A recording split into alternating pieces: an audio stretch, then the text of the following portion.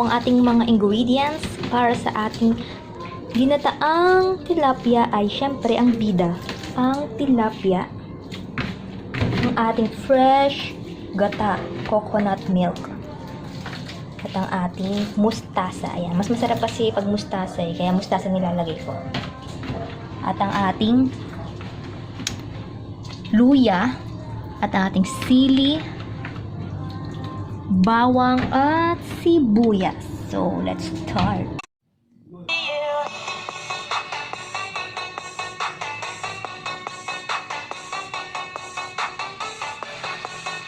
Ayan, syempre kailangan natin iprito muna. Iprito muna natin yung isda. So, tapos na yung pag-iprito natin ng tilapia. Magigisa naman tayo.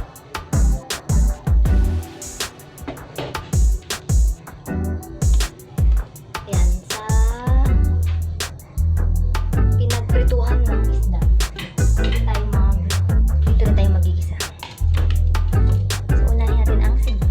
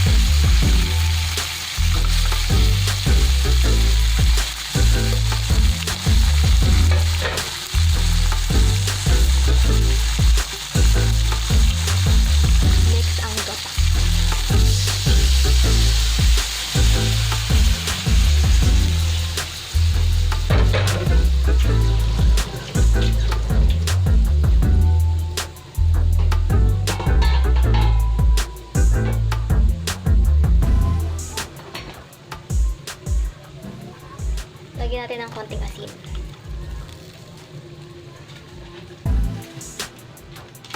At syempre ang pampalasa. The magic syrup.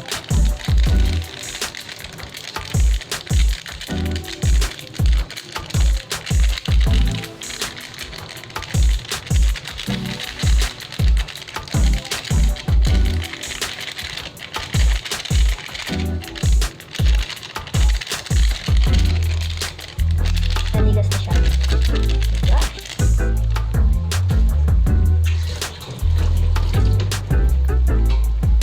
Takpan natin ng 3 minuto. Ayan. After 3 minutes,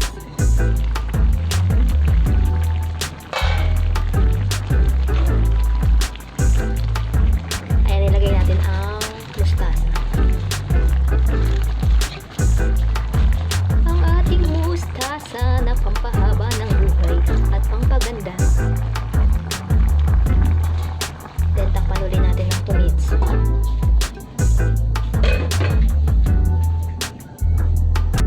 So, ayan guys, after 2 minutes. Tcharam! Tikman natin.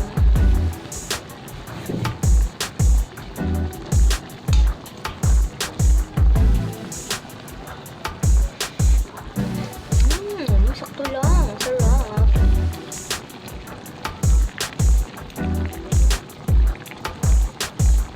Yan ang sikreto ng masarap na ginataang tilapia. Una, piprito nyo muna.